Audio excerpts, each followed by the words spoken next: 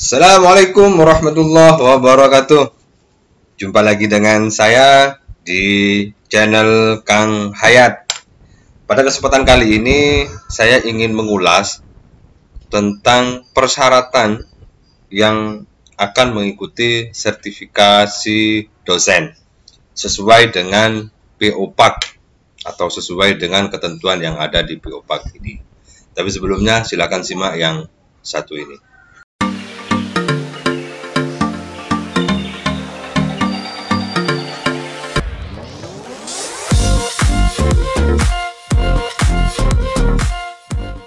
Pada PO-PAK ini sudah sangat jelas dan detail disampaikan tentang apa saja syarat yang harus dipenuhi oleh peserta serdos atau calon peserta serdos, calon dosen yang akan disertifikasi.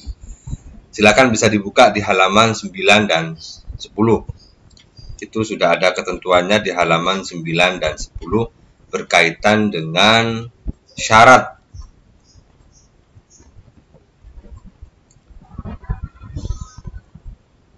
berkaitan dengan persyaratan peserta sertifikasi dosen. Dosen peserta sertifikasi atau dosen yang disertifikasi DYS harus memenuhi persyaratan sebagai berikut. Ini penting untuk Bapak Ibu siapkan sejak awal. Di beberapa video saya sudah saya sampaikan berkali-kali bahwa persyaratan serdos ini memang harus sudah sejak lama dipersiapkan, mulai dari dokumen, kemudian ketentuan-ketentuan yang lain yang mungkin Bapak Ibu belum punya. Sehingga ketika sudah masuk ke dalam proses kelengkapan administrasi, maka Bapak Ibu tinggal menyampaikan saja, tinggal mengumpulkan saja. Oleh karena itu, persyaratan bagi peserta serdos atau dosen yang disertifikasi atau calon DYS, maka penting untuk memperhatikan syarat-syarat ini sejak awal, sejak hari ini, sejak lalu sudah saya sampaikan. Yang pertama, memiliki NIDN untuk dosen tetap atau memiliki NIDK untuk dokter pendidik klinis atau memiliki NIDK untuk dosen yang paruh waktu. Ini syarat pertama. Ini sudah jelas, sangat jelas sekali. Untuk dosen tentu harus punya NIDN karena persyaratan untuk NIDN itu termasuk misalnya KTP, harus pekerjaannya sudah dosen dan seterusnya. Ini sudah mutlak untuk dipenuhi. Yang kedua, memiliki jabatan fungsional sekurang-kurangnya asisten ahli. Jadi Bapak Ibu yang eligible, yang menjadi calon peserta dosen, calon peserta sertifikasi dosen, maka harus punya sekurang-kurangnya asisten ahli, boleh lektor, asisten ahli. Yang ketiga, memiliki pangkat atau golongan ruang atau impasing bagi dosen non-ASN. Jadi memiliki jabatan fungsional dan impasingnya untuk dosen yang non-ASN. Tetapi bagi dosen yang ASN itu cukup memiliki pangkat golongan ruang. Ini biasanya impasing itu biasanya mengikuti proses pengangkatan jabatan fungsional. Jadi ketika misalnya kita mengurus jabatan fungsional asisten ahli, maka otomatis kita diminta untuk mengurus impasingnya karena ini satu kesatuan antara jabatan fungsional dan impasing yang harus dipenuhi oleh dosen, terutama dosen non-ASN. Yang keempat, memiliki masa kerja sebagai dosen sekurang-kurangnya 2 tahun secara berturut-turut terhitung dari TMT pengangkatan pertama dalam jabatan fungsional dosen sampai dengan 1 Januari tahun pelaksanaan serdos. Jadi maksudnya Bapak Ibu, ketika Bapak Ibu sudah diangkat atau sudah keluar jabatan fungsional asisten ahlinya, maka minimal itu 2 tahun sekurang-kurangnya dari bulan Januari tahun pelaksanaan serdos. Contoh nih misalnya pelaksanaan serdos tahun 2021. Bulan apapun pelaksanaannya, maka Januari 2021 atau 1 Januari tahun 2021 Bapak Ibu sudah harus 2 tahun jabatan fungsionalnya Bapak Ibu miliki. Atau TMT-nya adalah berarti bulan Desember tahun 2019.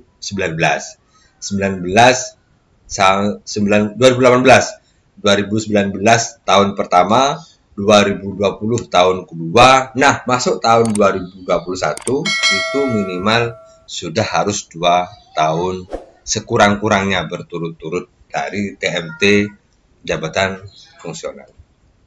Artinya Bapak Ibu sudah memenuhi syarat minimal 2 tahun sampai di bulan Januari tanggal 1. Itu sudah lewat dari 2 tahun Bapak Ibu memiliki jabatan fungsional atau TMT-nya terhitung minimal di tanggal 1 di akhir bulan Desember tahun 2018 sehingga dihitung menjadi 2 tahun ketika tanggal 1 Januari 2021. Begitu juga seterusnya.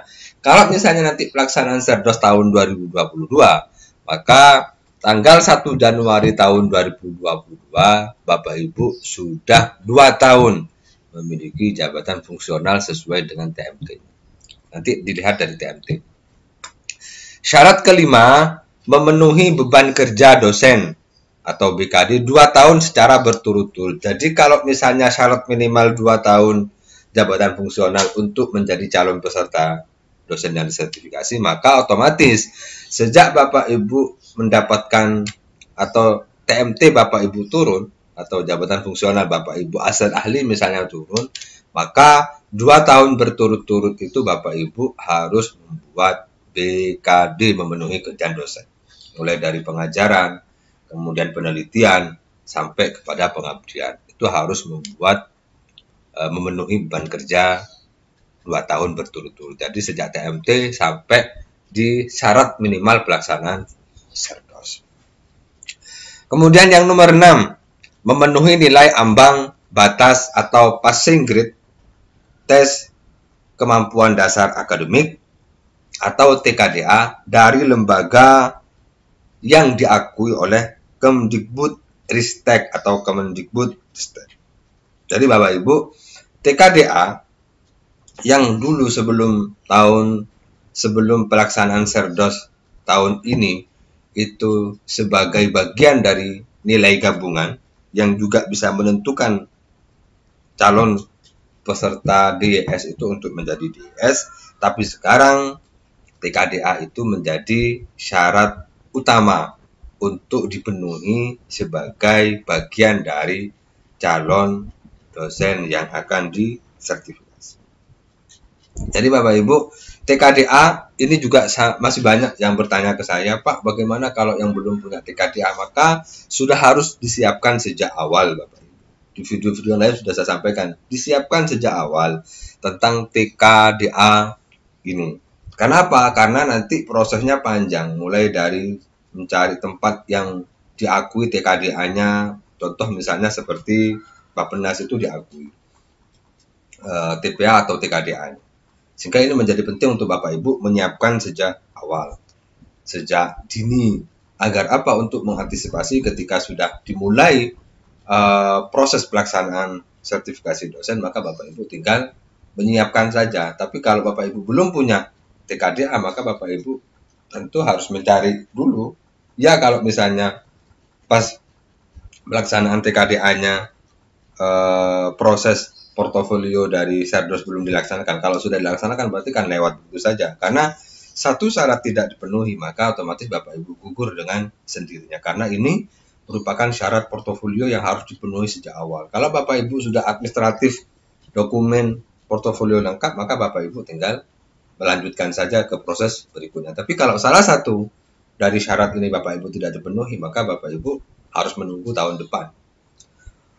TKDA itu passing grade-nya adalah 530 atau minimal di angka grade nilai 4. Jadi nilai ketika sudah dikonversi ke nilai angka penilaian, maka itu di angka 4. Oleh karena itu untuk dinilai TKDA-nya sendiri itu di 530. Atau kalau Bapak Ibu misalnya ikut di lembaga lain misalnya, nanti tinggal menyesuaikan.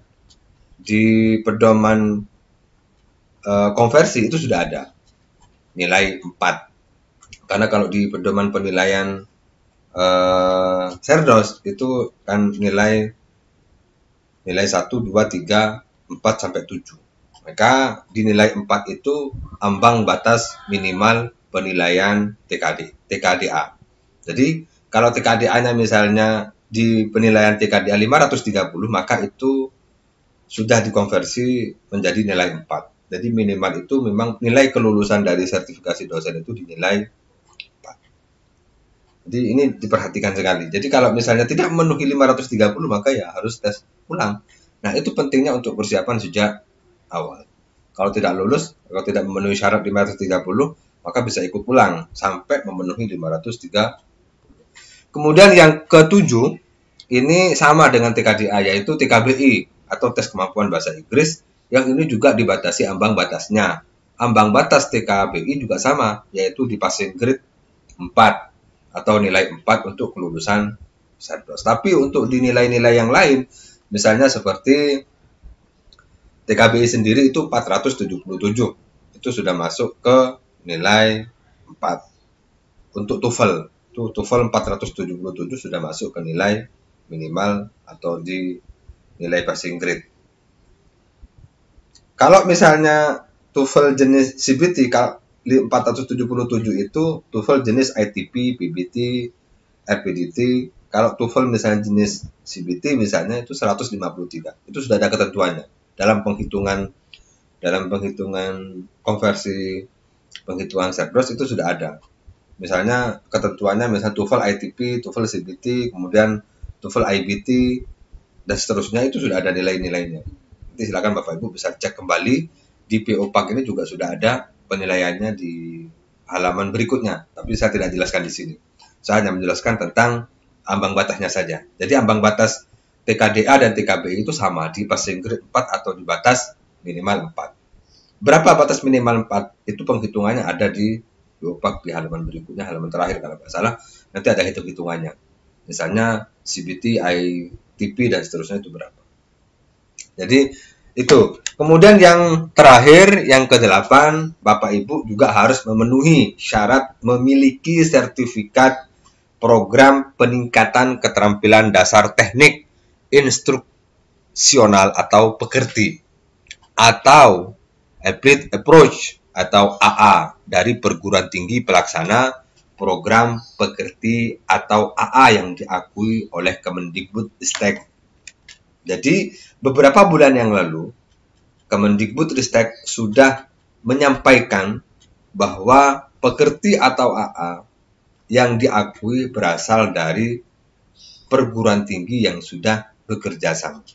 Ya kemarin nanti Bapak Ibu silakan bisa dicek kembali kira-kira perguruan tinggi mana yang bisa melakukan pekerti atau AA atau bisa membuat atau bisa mengeluarkan sertifikat pekerti atau AA. Itu sudah ada kemarin di informasi sebelumnya sudah saya sampaikan juga di video saya sebelumnya juga sudah saya sampaikan terkait dengan perguruan tinggi yang diakui oleh Kemendikbudristek yang mengeluarkan sertifikat pekerti A, termasuk misalnya sistem kerjasama yang dibangun oleh perguruan tinggi lain dengan perguruan tinggi yang berhak untuk mengeluarkan sertifikat pekerti A. Tapi poin pentingnya adalah Bapak Ibu untuk menjadi peserta Serdos sesuai dengan PO Serdos ini tahun 2021, maka Bapak Ibu wajib memiliki sertifikat pekerti atau sertifikat AA.